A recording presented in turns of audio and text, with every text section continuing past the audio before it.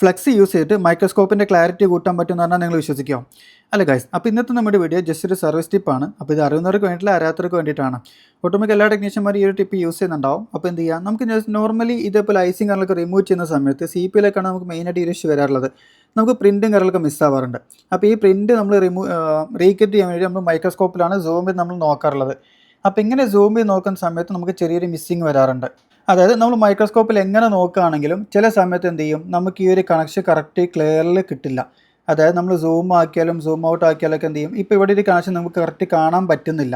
അതായത് എവിടെയാണ് proper damage ആയിട്ടുള്ളത്, എവിടെ നിന്നാണ് കണക്ഷൻ വരുന്നത് നമുക്ക് അറിയാൻ പറ്റുന്നില്ല. അപ്പോൾ ഇങ്ങനത്തെ സമയത്ത് എന്ത് ചെയ്യുക, ഈ ഒരു ഫ്ലെക്സ് നമ്മൾ ഇതിന് ജസ്റ്റ് ഇതിൻ്റെ മുകളിൽ ഒന്ന് അപ്ലൈ ചെയ്ത് കൊടുക്കാം. ഒന്ന് ജസ്റ്റ് ഒന്ന് മെൽറ്റ് ആവട്ടെ. ഇവിടെ എന്ത് ചെയ്യാം, ഞാൻ ഇപ്പോൾ ഇതിവിടെ അപ്ലൈ ചെയ്ത് കൊടുത്തിട്ടുണ്ട്. അപ്പോൾ നിങ്ങൾക്കിവിടെ കാണാൻ പറ്റും, നേരത്തെ നമ്മൾ മൈക്രോസ്കോപ്പ് നോക്കിയ സമയത്തും ഈ ഒരു ഫ്ലെക്സ് ചെയ്തതിന് ശേഷം നമ്മൾ നോക്കുന്ന സമയത്ത് നമുക്ക് നല്ല രീതിയിൽ അവിടെ കണക്ഷനിൽ വ്യത്യാസം വരുന്നുണ്ട്. അതായത് കണക്ഷനിലല്ല, ക്ലാരിറ്റി വ്യത്യാസം വരുന്നുണ്ട്. അപ്പോൾ ഈ ഒരു ഫ്ലെക്സ് യൂസ് ചെയ്യുകയാണെങ്കിൽ നമുക്ക് ഇതേപോലെ ഒന്നും കൂടി ഒന്ന് പ്രോപ്പറായിട്ട് നമുക്ക് എന്ത് ചെയ്യാം, ഇതൊന്ന് കറക്റ്റ് സൂമായിട്ട് കിട്ടും. അവിടെ ആ കണക്ഷൻ കറക്റ്റ് ഒന്ന് എടുത്ത് കാണിക്കും.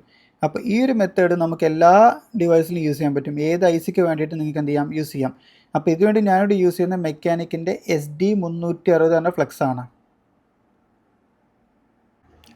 ഈ ഒരു ഫ്ലെക്സ് നമുക്ക് ഈ ഒരു മെത്തേഡിൽ മാത്രമല്ല, നിങ്ങൾക്ക് എന്ത് ചെയ്യാം, ഇപ്പോൾ മൈക്രോസ്കോപ്പ് ഇല്ലാണ്ട് ചാർജിങ് കൺട്രി ഫിക്സ് ചെയ്യുകയാണ്, അല്ലെങ്കിൽ ചാർജിങ്ങിൻ്റെ കണക്ഷൻ സോൾഡർ ചെയ്യാണ്, അതേപോലെ ഡിസ്പ്ലേ കൺട്രി, ഇപ്പോൾ ഏത് കൺട്രി നിങ്ങൾ ഫിക്സ് ചെയ്യുകയാണെങ്കിലും അവിടെ പ്രോപ്പറായിട്ട് നമുക്ക് ഒന്നുകൂടി ഒന്ന് സൂമായിട്ട് കാണണമെങ്കിൽ ഈ ഒരു യൂസ് ചെയ്താൽ മതി.